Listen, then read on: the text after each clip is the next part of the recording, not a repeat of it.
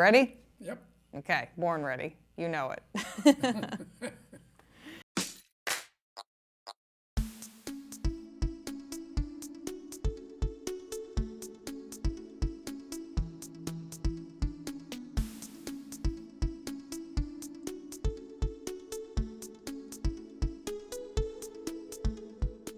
Hello, and welcome to Runnah, running on Cape Cod, Massachusetts and beyond. I'm Juliana, your host. Welcome back. Today, we have a legend of the Falmouth running community with us today, one of the original founders of the Falmouth running community as we know it today, Courtney Bird. Welcome, Courtney. Great to be here. Yeah, I'm excited to have you. I think this will be an interesting kind of like mini deep dive into the history of the running club slash the track club as you know it and as other people know it. But let's start out with telling people just like, who are you, Courtney? Why are you important? Why are you here? I got involved with the Falmouth Track Club. Well, actually, my wife Carolyn and I got involved with the Falmouth Track Club in the late 70s. We, at that time, lived on in Connecticut full time, and in the wintertime, and I was teaching school at a place called Avon Old Farms. And then in the summer, we had a house we'd bought in Sippowisset, and so my wife and my two children would come up and spend the summer there. We started running in the mid 70s, and you decide, you begin to confront your own mortality. Around your mid 30s, you begin to realize you're half done, and so both of us smoked cigarettes and were generally abusive to our bodies, and we decided we had to purify ourselves, and we took up running, and ran our first Falmouth road race in 1976, and that was a hoot. And as a matter of fact, we were afraid we couldn't make it all the way to the end of the 7 miles, so we test ran the course about 2 weeks before, then came back and watched the Montreal Olympics. Nice. And soaked our feet in ice water while we watched Frank Shorter get edged out by a fellow by the name of Trapinski from East Germany. Anyway, that started things off. We invited a few people from the Falmouth Track Club back to our house in the late 70s, and that started our legendary post-race parties that went on for, well, they still go on. But anyway, we decided in 1980 to move up here full-time, and so I had left my job. My wife got a job at the Enterprise as a copy editor, so I became a housewife and took care of the kids. And and then I would do an awful lot of running. And we actually switched roles. My wife used to run in a women's running group that was part of the track club. They were called the Tuesday Morning Mothers. And they would go out and do a 10-mile run and then come back and have coffee. And so when Carolyn got her job at the Enterprise, of course she couldn't do it, but I'd become a housewife. So I replaced her on the Tuesday morning running club, much to my father-in-law's chagrin, who was a proper straight-laced lawyer that lived in town and was J.K. Lilly's lawyer and things like that. So he was horrified to see me running through town with 10 women, when kind of wondering what the hell I was up to. But anyway, so that was in 1980. And both of us became involved with the track club. Carolyn had learned how to time races from a woman by the name of Gloria Ratty, who was legendary. She was in the BAA, and she was one on the board of governors and was instrumental in the organization of the Boston Marathon.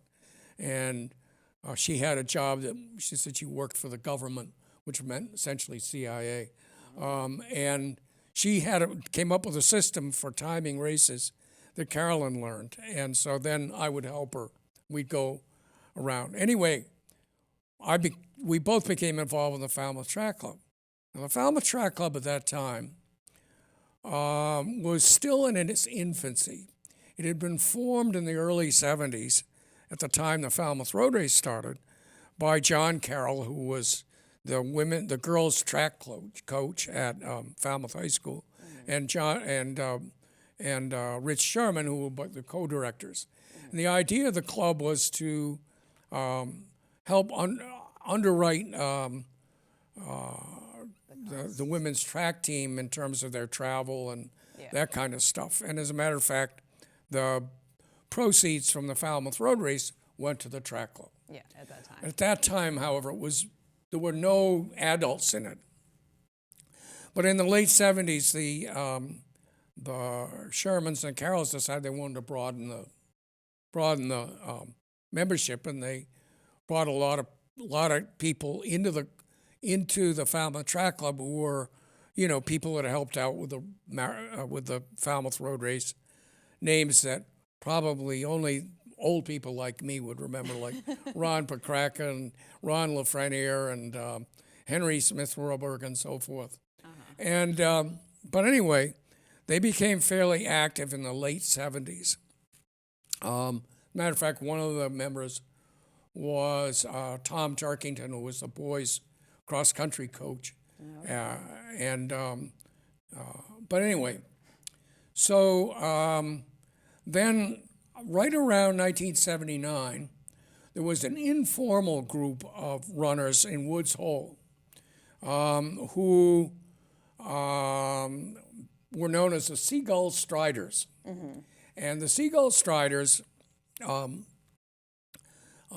big claim to fame was that they started the Seagull 6 road race. Yeah, one of the local races here in town. In 1978, primarily they were trying to raise money to protest against a government radar station up at Otis Air Force Base. And Karen Smith Rohrberg, actually, the unofficial distance of the course was laid out by Karen Smith Rohrberg, who drove her car around the course and said it's 6 miles. Well, it really was Like whatever it is, 5.76 or something, It's not really but it 6. didn't really matter. Yeah, it's such an informal race anyway. Yeah, it was very informal. And as a matter of fact, the first year, a young girl by the name of Lynn Jennings, who was a senior at the Harvard Mass High School, came down and almost won the race.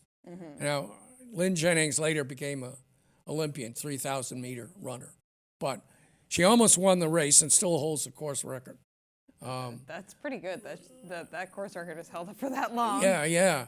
So anyway,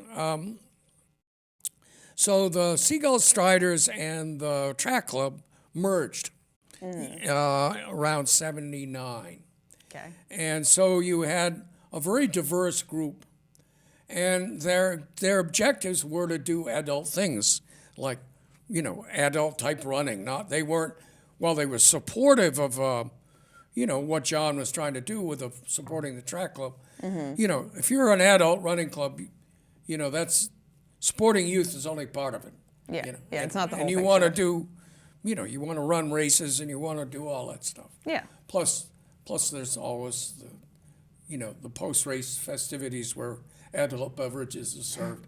So, all of that doesn't fit with a high school. Yeah, you can't have a keg at a kid's party. Not supposed to, anyway. Not. So what happened was that at the time, the road race claimed that all of their proceeds from the race went to the track club, and that led to some confusion and some disagreement. And ultimately, what was decided was that it was best for the Falmouth Track Club to go out on its own and do its adult thing and continue to support the road race through volunteering and that kind of thing. And that's the way it was, and I think it was a positive step. So that was around 1980, 81. This logo, which says Falmouth Track Club, which was designed by Carolyn, is the reason for the thing is that the seagull represents the Seagull Striders. Falmouth Track Club was the name of the thing. So that was how that logo came in. So I don't know whether that shows up Yeah, that But should be good. anyway, one year we, I think it was 1982 or 81, we had a Cape Cod Marathon, and we had several directors. And the marathon actually had begun in 78, and it was Rich Sherman's idea. And Rich actually had gone and run the 1977 New York City Marathon, where they start across the Verrazano Bridge, and then they run all through the 7 boroughs and end up in Central Park. Yeah, it's a good race. So Rich Sherman's vision for the Cape Cod Marathon was that they would start in Buzzards Bay and run across the Bourne Bridge, and then down the back roads through Pecasset, Monument Beach, into North Falmouth, down the back way through West Falmouth, then down Sipawissa Road and into Woods Hole, and then up the road race course and into town. And that was 26 miles. What a cool concept, point-to-point race. Yeah, it's a But great idea. the logistics were such. It was far more than anybody, when they really looked at organizing it, wanted to do. So the race ended up out on Otis Air Force Base, because at that time, I believe Rich was a lieutenant colonel or something. Anyway, he was very much affiliated with the base, and so he secured the permission, the base, to run the race out there. So they had, the original course race was in December of 78, and it was like freezing the day they did the race. It was so cold, the water froze in the cups. Oh, God. And you had to do 4 loops past abandoned barracks. It was deadly. That sounds And then they modified it a little bit. Well, in 81, we'd gotten this guy to agree to be the race director. And his name, well, I won't embarrass him, but anyway. Unfortunately, he didn't do anything. Yeah. Except the first thing he did was to change the date from November or December or whenever it was. He says, if I'm going to direct, it has to be the 3rd of October. Okay. And we all said, well, that's way too early. It's going to be hot. Yeah. He said, we got to keep it in November. He said, if I'm going to direct this race, it's going to be on October 3rd. Well, you never look a live one. You never turn down a live one. If the guy says he'll do it, okay, he wants to do it on that date, And great. say, okay, yeah. It's done. So on the 15th of September, and we're now, 3 weeks away from the race. Yeah, approximately. We have a Falmouth Track Club board meeting in my house. We're sitting around the dining room table drinking adult beverages and trying to settle the fate of nations. And George, the race director, comes in and he says, I'm busy, I can't do it. Jesus Christ. This is 3 weeks before the race. Well, he hadn't put out any entry forms. He hadn't gotten any sponsors. Hadn't 3 done weeks anything. before the race? This is 3 weeks before the race. Wow, that's nightmare fuel right there. So that we were faced with a basic decision. Do we do it? Or do we cancel it? Or do we try to throw it together? Well, there's always pride involved, and we said, we'll do it. So 3 of us agreed to co-direct it. Myself, a guy named Kit Wise, who was an architect and a member of the club, and then Ron Lafreniere, who was a legend in his day. And we agreed to put it together. We found a sponsor for $500. We managed to get the race, but of course, with only 2 weeks of preparation, we only had 85 runners. And of course, it was 85 degrees. Yeah. And we knew that would happen because early in the year. So, and I mean, we did everything. I mean, this was a low budget race. It cost us $1,200 to put on it. But one of the reasons we did it, one of the guys in the club, who's still, I think, a member of the Falmouth Track Club or Running Club, Jack Carroll, Yep. was a pretty good runner in his day. He lived in Rhode Island, and he used to run a lot of races, and he won tons of trophies. Yeah. So his basement was filled with trophies.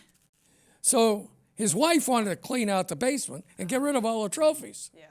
So he said, so Jack donates the trophies to us. So we get the trophies out. Everyone We gets peel the labels off, East Dismal Seepage 5K third master. Peel all these labels off and stick Cape Cod Marathon 1981, whatever. And we picked out the ugliest trophy, and we made that the winner's trophy. So meanwhile, Jack Carroll enters the race and wins. And he gets his ugly trophy back. So he won his trophy back. So somewhere along the line, that trophy's been donated to the club. I think it's around somewhere. But anyway, it was at that point that we decided that, the race was going to die out in Otis. It was, the idea of running past abandoned World War II barracks just didn't quite fit the image of Cape Cod. Yeah, it's not really what you think of. Really what it. So we said, let's move it into Falmouth and run it in Falmouth. And so Kid Wise went out one day. This took 2 years. Yeah. But he went out one day and he drove, laid out a course in his mind and drove it. And it was the original great big one loop course. Yep. Started and ended near the Village Green and did a huge loop through all of Falmouth. Yep. Up Tom Landers, down through Squisite. Oh, yeah. And it went through all the different villages and, well, not all of them, but it was a bear of a course. Yeah, that was my first marathon I ever ran, Courtney. Was it? How'd you do? I did fine. Like, I had trained on the hill, and I actually did a ton of training runs on the actual course because I live in Texas. So I'm very curious because this was a raging debate. Everybody said, this course is much too hard. You're never going to attract runners to come and run this race. Yeah. And I remember at one point, I used to go up to the Elliott Lounge, which is where Tommy Leonard hung out, and who later became the bartender, and he at the quarterdeck, and was obviously one of the founders. In fact, it was his idea to start the Falmouth Runners. Anyway, I was up there, and it was a classic coach from the Greater Boston Track Club, a guy named Bill Squires. Okay. And Bill looks at me over a second or third beer, and he says, Courtney, that race you got a great race down there in that marathon, but no one's ever going to come to run it because it's too damn difficult. Oh, okay. And he says, you got to change the course. And I thought, oh, geez, you got to change the course. You'll end up with some kind of boring out and back and all this stuff. And I said, no, it's cool. It covers everything. And he says, well, all right, well, you're going to not get anybody. Well, anyway, we moved it into Falmouth. And it was probably one of the most divisive issues in the Falmouth Track Club. The group of us on the board and who were also part of the organizing committee, we had about 10 people on the marathon, said we want to move it in, and we looked into it. Well, first of all, to run a race out on Otis Air Force Base was about as easy as you could get. You only needed a few volunteers because it was multiple loops. Yes. So like 2 water stops, not 12 or 13. Yeah. And of course, there was no relay and so on. So everybody said it's easy to do, but it's boring. Yeah. It was a boring course. It was PR course. I ran a 2:56 on it, so I can attest it was. Yeah. But back in those days, this is 1980. I ran a 2:56, and back in those days, people trained a lot different than they do now. Yeah, a lot more like volume. A lot more high mileage. I used to run 65 to 70 miles a week. Yeah, routine. And I did that in 6 days, on 6 days of training. Yeah. Saturday was my day off, and then Sunday started with a 20-miler. Yeah. Yeah. And I was so compulsive that, if I went and ran a 10K race in the morning, I would go and run another 13 miles in the afternoon to Make sure you hit your make sure I mileage got goal. my 20. Yeah, I think a lot of runners are going to identify with that. Yeah. And then the other thing was I ran about 18 miles marathons. And at one point, I remember reading Bob Hodge, who for years held the record going up Mount Washington. Okay. And Bob's a frequent visitor here in Falmouth. And Bobby, I remember writing about running the Boston Marathon. And then in order to get rid of the lactic acid in his legs, You went running again. he'd go out in the afternoon and do a 5-mile warm down. Oh, yeah. I mean, when I ran my last marathon, I went for like a 4-mile walk afterwards. Yeah. It gets the So, lactic acid out of your body. yeah. I mean, So I tried it one time because I Yeah. ran a marathon, and it was a hot day, and I had cramps and everything else. I got poured into the car, and I had to drive 3 hours back to home. And by the time I got out, every bone and joint had frozen. I mean, you had to kind of pry me. So I said, okay, well, I'm gonna try Haji's stunt. Yeah. So I'll go see what I can do, and I'll run 5 miles in hills. So I went and ran 5 miles in hills, and the first mile was, a bone shattering. I mean, it was terrible. every step hurt. Yeah. But by the time I was done, lactic acid was gone. feeling great. I felt great, and I went out and ran 8 miles the next day. Yeah. Yeah. So anyway, but that's neither here nor there. So back to the issue of moving the marathon. We decided that we'd have to get sponsorship. The costs were going to be a lot greater. We knew we'd have to get at least 600 or 700 volunteers. Yeah.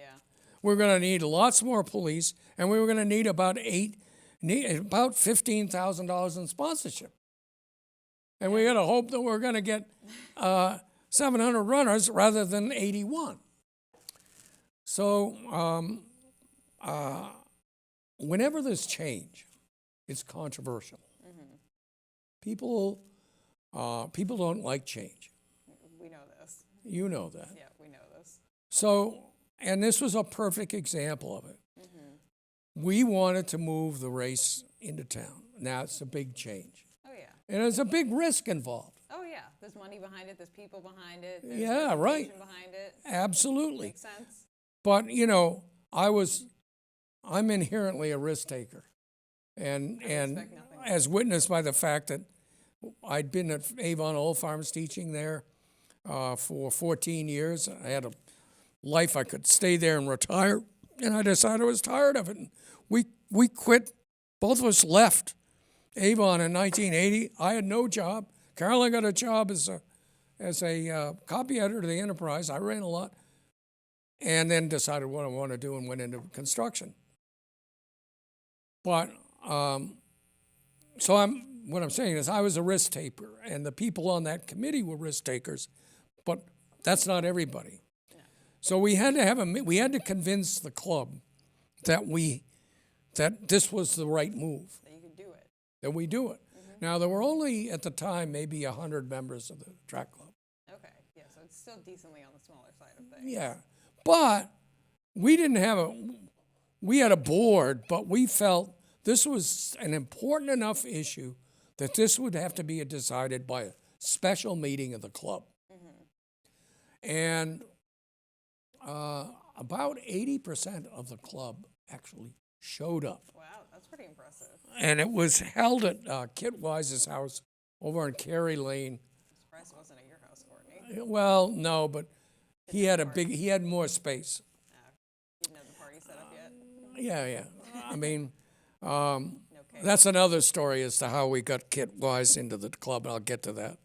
But anyway, so we had this meeting, and people were really passionate to the point where it got to the point where people weren't speaking to each other. Oh, okay. I mean, it was tense. It's pretty amazing how divisive certain things can be. Well, this was one, because the people who didn't want to change it said, hey, you got a PR course. It's flat. Yep. You can run a PR on it, Yep. and it's easy to put on. There's no risk involved, blah, blah, blah. Yeah. And those of us who wanted to see it change, our thing was, it's going to die out there. Yeah. It doesn't represent Cape Cod. We want something that represents Cape Cod. You know, little quaint villages and cranberry bogs and, you know, the 350 years old village greens and lighthouses and seagulls and all that stuff. Yeah. Everything Cape Cod. You know, everything Cape Cod, which, quite honestly, I'm sorry to see the course has been changed, but that's another story. Yeah. So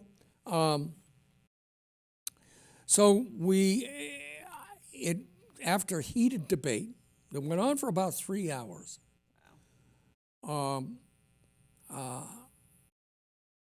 was decided by one vote that we would move it. Wow. And the condition was that we would have to have secured the permission of the town. In other words, we have to lay the course out, certify it, get the permission of the town to start and run a race on Main Street and go all through town. Yeah. A lot more police like blocking of roads and Yeah, I mean, you know, and then demonstrate we could get the volunteers. yeah. And the key was we had to get at least $16,000 in sponsorship. Also important. Yeah, because financially it couldn't be a disaster.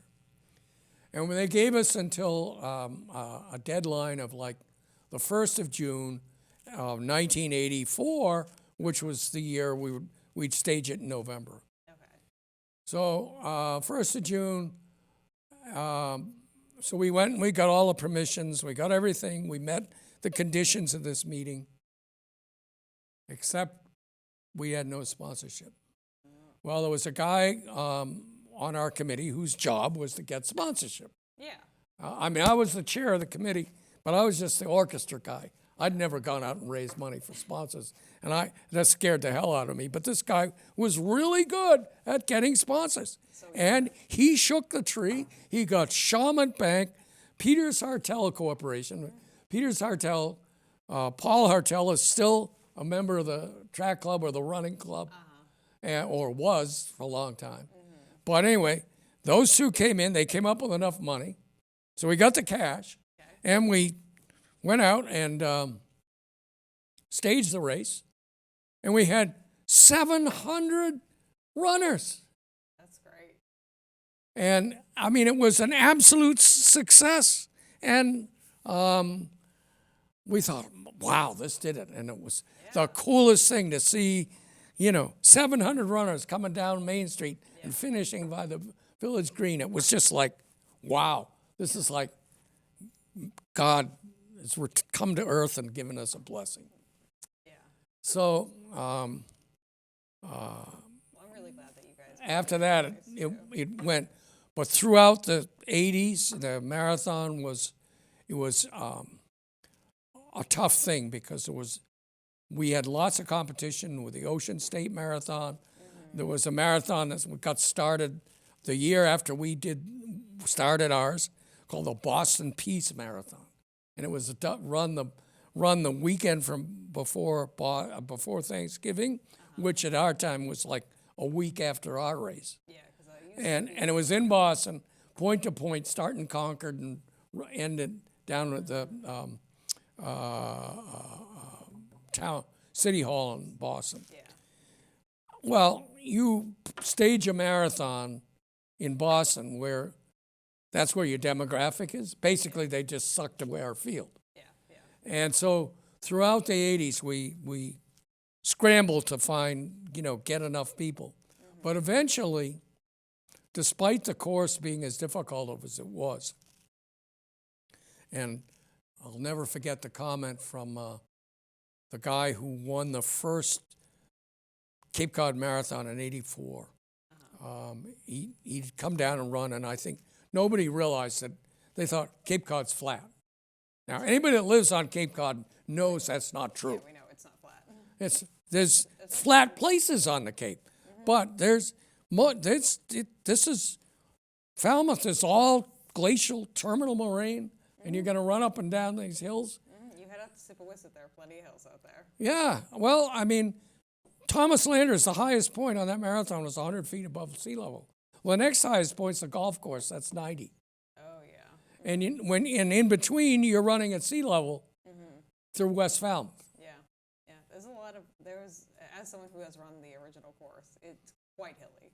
It's like 7 miles of flat, and the other 19 are just all hills. Yeah, and if you go out too fast, you pay for it. Yeah. You have to run. You have to run with some degree of sense. Control. Yeah. Well, the problem with the old course too is that the first 7 miles are those flat miles.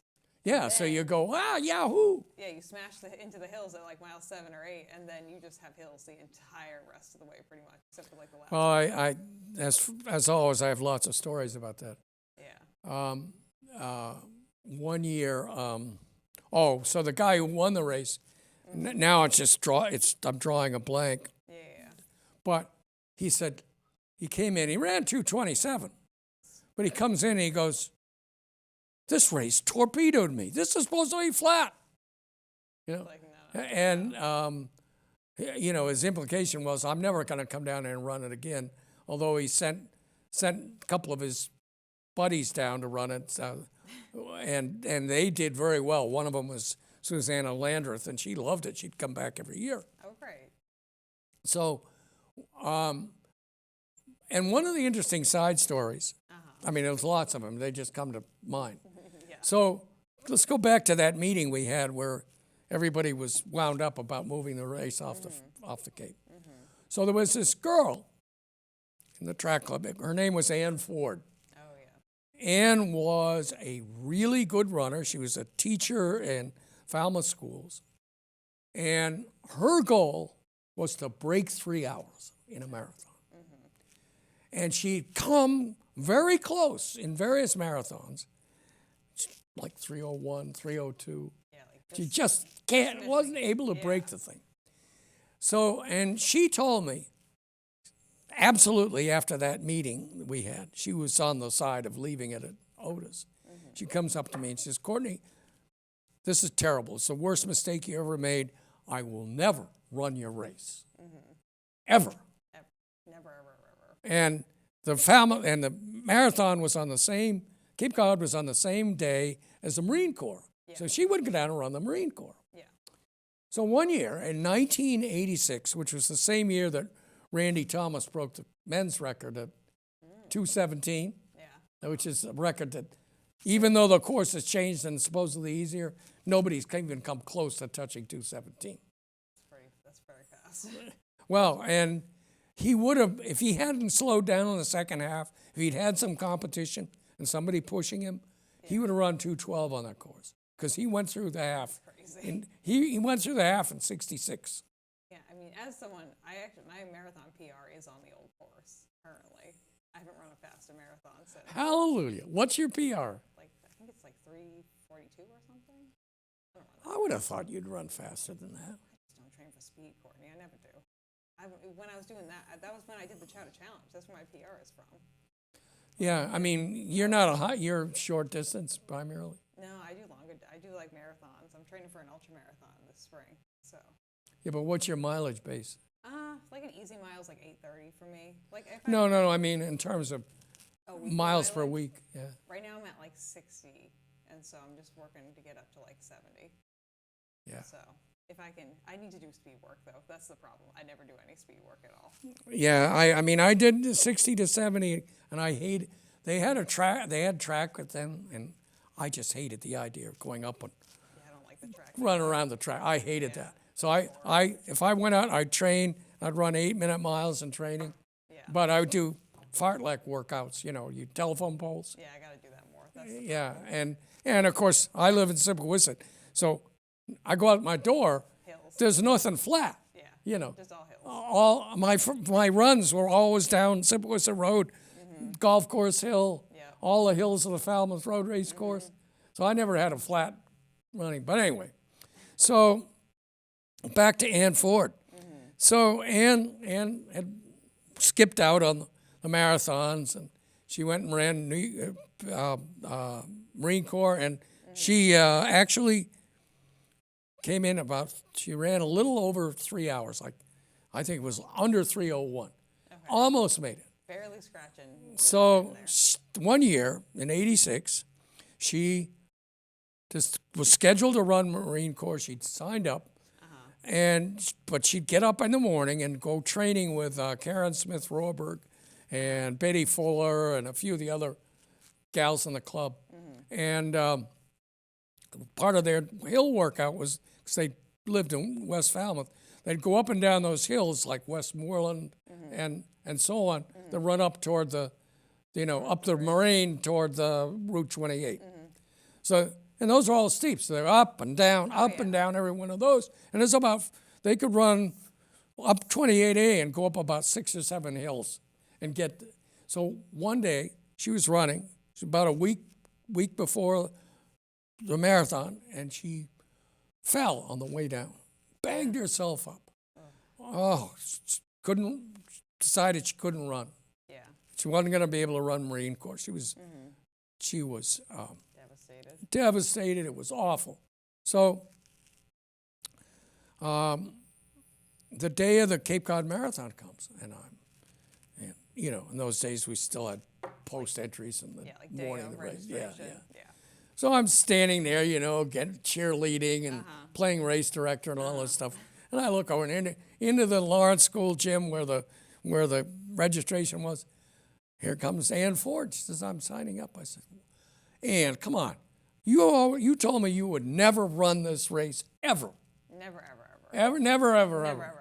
And she said, "Well, I got up this morning and I felt ready, and I had a cup of coffee, and I felt like I got to run. So, yeah, I'm going to run." I said, "Well, good luck." 2:56. There we go. Yeah. She broke her 3 hours. Yeah. I mean, my fastest times, too, were on hillier courses, like I just said, so. And she comes back and she says, "Well, Courtney, you're right. I'll never question you again." She says, "That was a great course. I love it." She came back, ran it a couple more times, and broke 3 hours both times. That's great. So I used to tell people that story because people would say, "Oh, this course is too hard." And I'd say, "Well, no, it's just you have to learn, you have to respect it. Yeah. And you got to run it intelligently." I mean, I had one guy, was a guy named Lou Restaino. And Lou he was out of Boston, and really good runner. I've forgotten which club he ran for. I want to say CSU, but I'm not sure. Anyway, he was a regular down at this race. So he comes down, and he sees me before one year in '89 or something, and he says, "Courtney, I'm going to win this race." And I said, "Well, that's good, Lou. Are you ready?" And I knew he had it in him to run, 2:30, 2:28. Yeah. So when he said that, I was fine. But he hadn't run the race. He hadn't run the course. Goes out. And goes out too fast. And I saw him at about 7 miles coming up on Davisville. And I says, "Lou, you're going too fast." I feel fine. He had like 2 miles lead over everybody else. So, of course, when I directed the race, the idea of when you're race directing, the key is delegate. Yeah, you can't do everything. So you cannot do everything. And it was an all-volunteer effort. I had a 30-person committee. Yep. No one was paid a dime, including me. I mean, now race directors get paid. Yeah. They're not millionaires, but they do get paid now. They do get paid. And I was just old school. And back when we first took over the marathon, we had a budget of $1,200, and we had 180 runners. It was like the Seagull Six. It was that level of event. So it was a volunteer thing. Yeah, you bootstrapping it. Yeah, but over the years, it grew, and I kept doing it every year. And, you know, pretty soon I was spending half a year on it. Half of my professional time a year was spent on that race, for which I wasn't getting any money. Yeah. So I had to make it up on the other end while I was running my own construction company. Yeah. You know, but that's all right. And I couldn't have done it without Carolyn, because she handled, she did all the registration, she did the timing, she did, you know, she handled all the administrative end of it. So, you know, and until we eventually hired a part-time administrator, you know, I mean, it was nobody paid. Yeah. Everybody joked. It's the only reason the only payment I got was I got free T-shirts and jackets and sweatshirts and stuff. Yeah. So that my payment was my wardrobe. Yeah, I think you definitely need more of if you're. Oh yeah, well, and I have drawers filled with paraphernalia. As a matter of fact, one point, everybody joked about how, you know, I didn't get paid anything. It was my wardrobe. Yeah. The committee gave me embroidered boxer shorts. That's a Cape Cod Marathon. That said the Cape Cod Marathon, and, you know, so. That's pretty funny. But anyway. Just fully sponsored by the Cape Cod Marathon and the Falmouth Track Club from every angle. What's that? I said sponsored by the Cape Cod Marathon and the Falmouth Track Club from every angle. Oh yeah, I mean it was. So you know the marathon was a huge event, and I think that, I mean, it became successful simply because I took the attitude of providing consistently a good product. It may have been a hard course, but from my point of view, the management of it had to be top drawer. It had to be almost to the degree of professional, even though the people on the committee weren't professionals. And they're all volunteers. I mean, I will say too, there are some people, especially on the committee we have currently, who I would qualify as professionals in what they do. And I'm sure when you were doing it too, you had people who could have probably taken it up as their paid job, but just didn't, had other things. Oh yeah, but I also know there are people on that committee who do get paid. Oh yeah. Now we have paid members of the committee. Not very many. And I mean, the reality is, and that's no reflection on Jack, but the nature of the beast was when I decided to step down in 2010 or 11. And we undertook a search for a new director. We all recognized that it would be nobody dumb enough to take this job, take it on, and not get paid. I feel like that's a valid observation to make. Yeah. That's now, and probably a good one. And the only reason I did it was because I'd been doing it for 30 years, and it was in my blood, and I had built my life, and Carolyn and I built our lives around the fact that we could make it work. I could earn a living doing construction, and because I was managing a construction company, that gave me flexibility. Yeah. I didn't have a 9-to-5 job. Yeah, you didn't have to be in the office all the time. Right. I could go to I'd be doing a house. I could go to the house in the morning. I'd line up all my subs and go in and check and see if they were doing anything. And I'd say, "Here's my phone number. If there's a question, you know, give me a call." And then I'd go to Boston to try to find a sponsor. Yeah, you have that flexibility where you can make it happen. And I mean, there were times, and I remember one point we had a conflict with a house I was doing, and it required that it was marathon weekend. Oh. And I thought I'd set everything up so I wouldn't have to do anything on it. Yeah. And there was a crisis in this job, and it was up in Situate. I had to go up and spend all of Saturday sorting out and putting out fires and then coming back. Well, you know, nobody missed me. Because everyone had, like, they knew their jobs. Everybody knew their jobs. There was the expo was going on. Things were smooth. They knew my phone number if there was a question, but nobody called me. Honestly, that's the best way you can help for those things to play out. Well, exactly. I mean, we both did most of the work in the background over the course of the year. And my reward was that on race day, I was free to run around and be a cheerleader and ride on the course and do silly things. I'd dance at the finish line and, get people all wound up. And the things that have been assigned to me personally now, which I have taken on, like, by volunteer. Like, I was volunteering for a while. Yeah. Doing stuff. Well, that's good. And the point is you don't do any of this stuff unless you have fun. Oh, God, no. If I was to, like, calculate out the amount, I think I calculated out, like, my hourly pay based off of, like, race announcing and doing the social media. I think it's like 5 cents an hour or something for the amount of time. Yeah. Like, if you were any logical human being, you would say, who was just looking at the financials, you say this is the worst investment in your time ever.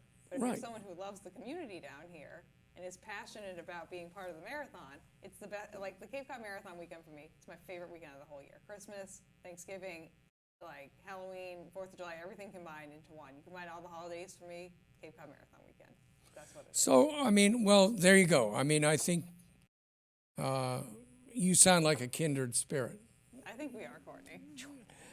I'm serious because you don't do this stuff if you don't love it. Oh, no. Like, there are so many things that I've done this year. Even people who have seen our course video that we did, like, that was just me being like, I would like to do this, and just doing it. Yeah. I didn't get paid any money for that. Yeah, well, we had a course video the first year we did it. And basically somebody drove around the course with a camera in the window. Same thing. Now I guess you've got drones and... Yeah, Ryan hooked it up to the front of his car. So he had just the 2024 version of whatever camera you're thinking of in your head. So it's pretty much the same setup. Just and then somebody I think at one point did a drone's eye view of it. Yeah, we got a few drone videos a couple years back of, like, the Knobska Light area, which is great. Yeah. So it's always nice to see pictures of the course. Well, we actually I had a camera, and we used to use it to video the game, videotape the race, and we'd put it in the lead vehicle. And the thing had a built-in stopwatch. Oh, okay. So we'd start the stopwatch. So showing up on the screen is the guy's actual time. Yeah, you get the winners. And then we'd set the thing at the finish line, and it was our backup for the timing. Yeah. It was cool. But somebody broke into my house. It was one of those old-fashioned, VHF cameras. It was bigger than those, and it was it had 2 parts. It had a shoulder bag, and with the camera, and then it had the VHS playback. Yeah. Somebody broke into my house and they stole 1/2 of the thing, and of course by the time it came out, it was irreplaceable. I couldn't get it by don't make that model anymore. Yeah, and then no camera that I had after that had the built-in stopwatch function. Okay, I'm sure we could find something to do that. Yeah, but anyway, back to doing a marathon was great, and it was one of the things that I think I felt really fortunate was for 20-some years, this event was the USATF New England Marathon Championship. And that was great because we brought some good high-quality runners in. And, my goal was to make the event fun. And, that's sort of, I love to party. And no, seriously, I love to party. And so if you're going to have a race, you got to have a party with it. Yeah. And you got to, part of it was the whole shtick with this thing was that we would have a post-race party with a band and multiple kegs of adult beverage, and everybody'd come in and dance and boogie, and you'd find a lot of those people that ran the Grand Prix.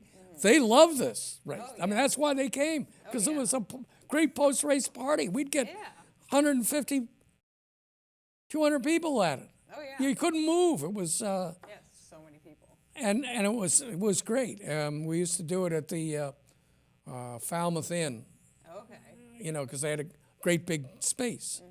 And we had one band was called the Baja Brothers, and the Baja Brothers was actually a band that Michelle from New England Runner, Okay. she knew the guys in the band, and she'd gotten them, and then New England Runner sponsored the band because they were like $1,000. Oh, okay. And they would come down and they played. They were great. They no longer exist, but they retired the same year I did. Oh, okay. But the idea was to make the race, make it fun. Yeah. And I think making it fun not only for the runners, but the way you got volunteers to come back every year and enjoy doing it. And the reason you got people on the race committee to come back and do it every year, enjoy it, was that you tried to make it fun. And there's a real trick to that, because by the time I stepped away from the marathon, we were operating with a $250,000 budget. So this was not, the $1,200 race that started out in 1981. This thing needs professional management. Yeah, it's got legs. It's moving. Oh, yeah. And we actually hired, the only thing we did bow toward professionalism was to hire a race administrator. And they were all part-time, and we went through a number of them. Yeah. There was, the funniest story is that the marathon office was in the basement of my house. And in fact, they didn't have an office. So my garage was the marathon's storage headquarters. I built this thing, and only 1/3 of it could I use, because the basement was filled with marathon stuff. The attic was filled with marathon stuff. Yeah. So my office was in my basement, which was walkout. And, I've got cats and all this stuff, pets that go in and out.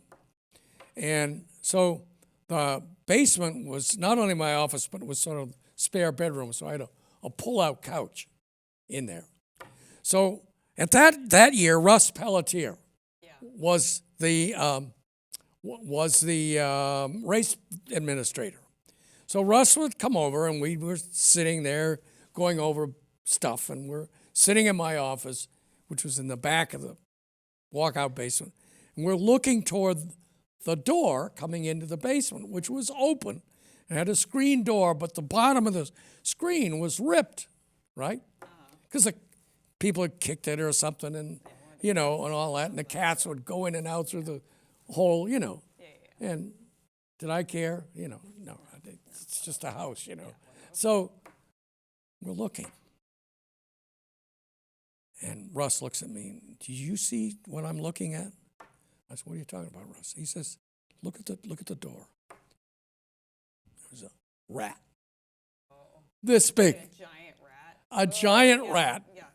who jumps through the door and into the basement. Oh, no. And then he goes over and climbs into the couch. Oh, gosh. So Russ goes, Russ was completely nonplussed. Yeah. Well, I just couldn't resist pulling his chain. I said, oh, yeah, that's Paul. He lives here. I was as shocked as he was. But I said, oh, yeah, that's Paul. He said, Yeah, you're just playing it off. yeah, he just, he's, or Randy or whatever his name was. Yeah. So, but I fixed the door later on and let him out. But Russ to this day remembers that story. Yeah, Paul the rat. About the rat. But anyway, I thoroughly enjoyed it, and I think it's a great idea, and I think it's a good thing you do this. You know that. Yeah, it's good. See, you're a volunteer. You have the same mindset as I do. Yeah, and this podcast and this show, I don't make any money off. This is just like me doing it for fun. Well, that's what I mean. Yeah, and I love it. It's my favorite thing that I do. So Yeah. I even if it'd be nice to get paid for it, but it's not a requirement in any capacity. Well, you know what's wonderful? The stories. Oh, this much I know, Courtney. I That is mean, not a mystery. you didn't even scratch the surface. Oh, yeah. This is us just like kind of like glancing at the surface, not even touching it. Here. And I mean, all of this is, today's focus was on the marathon. But there was a lot of stuff in the track club that we did that was analogous to that. I mean, Yeah. I think that you'll probably run out of time, but I mean, one of the things we used to do was host fun runs out of people's houses Yeah. in the wintertime. Yeah. And there were, for instance, there was one run we used to do, which was warm up for Boston. You ran from the Bourne Bridge to Woods Hole. Yeah. Yeah. The longest long run as It it was, used to be. we used to get 40, 50, 60 runners from all over go come and run that. Oh yeah. But the one that we did at our house, which we started right away, was the Hangover Classic. Yes, which doesn't exist as it does now. It's not the same, but No, and it was the way we did it then was that we had a 7-mile course, and then you could cheat. There was a 3-mile course, or there was one that you started over in Sipawissa Place, and you ran around my driveway, which was 0.3 of a mile, and you could jump in the woods and hide until everybody went by, and then wait, and then go come in and have a beer, come back when everybody's coming back and could jump in. So we kept times, but we took the principle that because everybody's hung over, very likely there were a lot of people, rather than running the full 7 miles, cheated. yeah. Right? So we awarded everything, including the trophy, by lot. And you didn't even have to run. You just had to have your name in the pot. You just had to have your name in the pot. You didn't have to run. And we would give out champagne, and we give out bottles of Andre champagne. It was the cheapest stuff, $5.99 a bottle. And people would get it, and then they'd leave the bottle of champagne because they didn't want to drink it. Yeah. So they'd leave it under a chair or something.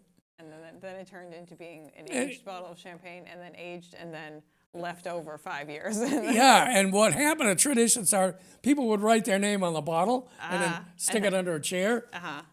But, what I would do is to make sure everybody got a prize. I'd go because I was director of the marathon, I'd take all the lost and found clothing from the marathon, Yeah. take it home, run it through the washing machine because it all stunk. Yeah, I imagine. Yeah. It's probably Run it nasty. through, and then sort it. That was my New Year's Eve party. Instead of Sorting the laundry out. it was sorting out all this stuff and giving. So there'd goodie be bags. jackets and sweatshirts and T-shirts. Yeah, probably some nice stuff in there too. Oh yeah, there was some nice stuff, and there was some funny stuff. I mean, I had there was one, what you did is even though you pulled your name out of a hat and you got the prize. Yeah. I was the one that was pulling the name out, so I could engineer a suitable thing because I knew what was in a bag. Yeah. And Very nice. like there was one bag that somebody you kind of wonder, Someone because you know how runners will just throw off their clothes Yeah. at the start of a race. That's where you pick them up. Yeah. Well, women thong underwear. Yeah. I don't know what the math would have been there. Yeah, and 2 pairs, 1 year. Maybe they realized it was a bad decision to start a marathon with something up your butt, Well, all I know is I couldn't believe it. Of course, I had to make sure the right person got that. Yeah, that's probably a smart choice right there. Probably a smart choice, Courtney. Yeah, and then people would bring their own food, and we'd stay and watch it was good fun, and that was Yeah, we'd get 40 to 50 people come to that. that's a lot of fun. Yeah. I think we should have you back on later on, Courtney, to talk about some more like the inner working, like the small stories like that, like with the Hangover Classic. But what we'll do is we'll wrap it up now. Sure. And I'm going to say thank you for being on. Well, it's my pleasure. I enjoyed it. Yeah. And, it's good to talk. It brings back a lot of good memories. Yeah. I mean, this club, it was a great club. There were things that bothered me. We never could get people to compete. Yeah. Maybe we'll work I mean, on you're that. a pretty good runner. And I gotta there are actually- some good runners in the club, like Kenny Gardner and so on. But to try to get and hold and get people to compete in races Yeah. was worth your life. And to get them to go across the Bourne Bridge was like pulling teeth. Yeah, I don't know people wanna whether do that's that. changed. Not really. Not really. We don't have like a racing team right now. We have some people who are interested in doing some more racing currently. So we're kind of in the precipice of maybe having some people who want to do some racing. Yeah, I mean, the question is, do you subsidize what they do? Do you give them shoes? Do you pay a coach? I mean, Yeah. there are all kinds of stuff that goes with that. Yeah. I mean, Ben Flanagan just moved into town, and he was in the Olympics this year. Who was it? Ben Flanagan. He's won the Falmouth Road race a couple of times. Yeah. He's living in town now, Yeah, I just saw him running yesterday, and a couple days before that too. and he actually lives here. Yeah, he lives up somewhere up in North Falmouth. Well, I know he was married to Scott Gelfie's. Isn't he married to Yeah, Scott? yeah, they bought a house up there, and he lives in town now. So, I mean, that's a viable source of competitive blood right there, Yeah, does he still compete? Yeah, oh yeah, no, he was just in the Olympics, and he's an active athlete within like the track circuit and the running circuit. So if he lives in North Falmouth, I don't know if he's going to be competing for Canada still or not. That might be, he's going to be on the show as well too, so we'll ask him some questions then. yeah. But, I mean, to try to find, I mean, for example, the USATF New England has a Grand Prix series. Yeah, And, there you used to get an Iron Runner jacket yeah, for if you ran all 6 of them, you'd get Yeah. a jacket. yeah, I don't think they do that anymore. Oh, are you sure? I run a bunch of the races because I end up. Grand Prix races? Yeah, because I will go over the bridge, and I have done that, and I don't remember there being any information about a jacket or anything. I could be wrong, but I don't remember there Well, being see, any mention of a jacket. for a long time, not only was I the director of Cape Cod Marathon, but I was also for 20 years I was involved on the board of governors of the USA Track and Field New England. As a matter of fact, I was long distance Masters LDR chair, long distance running chair. I was the men's long distance running chair. So we were responsible for picking the events races. for the Grand Prix. Yeah, so you could be kind of biased when you're picking events. Well, yeah. Well, To I a had, point, to I a had point. to. I couldn't get up and speak on behalf of the marathon. Yeah. I mean, that was a little. You can vote for yourself. I can vote. Yeah, you can vote for yourself. But You can talk to the people around you and be like, hey. actually, if I remember right, I mean, the Grand Prix were selected in a big meeting of the whole membership. So there would be, and so I could get up and speak on behalf of the marathon and put Yeah. that hat on. Yeah. And I just make sure, I just say this is a conflict of interest, but Yeah, I'm part of the organizing committee, but I still think it's a great race. right. And we got it. There was maybe 2 or 3 years we didn't get it that I bid on. Yeah, we had it last year, I believe. Not 2024, but 2023, I believe it was Before then, yeah. yeah. So, But anyway, so no, I'd be happy to come in if you want me to come in again. yeah, we'll put you on the back burner for a moment, Court, and then we'll call you back in when it's your time to give us some more stories. Yeah. Sound yeah. like a plan? Sounds like a plan. Okay, awesome. So we'll say thank you, everyone, for watching the show today or listening. Don't forget to like or subscribe wherever you are watching the show. If you're on YouTube, don't forget to subscribe to our YouTube channel. And I hope I didn't put you to sleep. No, I don't think you did, Courtney. I'm still awake, so we're good. And we'll see you next time on Runnah. Okay, and that's the end, Courtney. We did it. Nice All job, right. my friend. Good. We love it. Thank you for listening to this episode of Runnah. This podcast is edited, hosted, and produced by me, Juliana Coughlin. Brought to you in part by the Falmouth Running Club and the Falmouth Community TV station. If you'd like to connect with us, you can find us on Instagram and on TikTok at RunnahPod, and you can send us an email at runnahpod@gmail.com. And our original theme music was brought to you by the one and the only wonderful Jeffrey Hutton. And keep up the great work. I'm proud of you.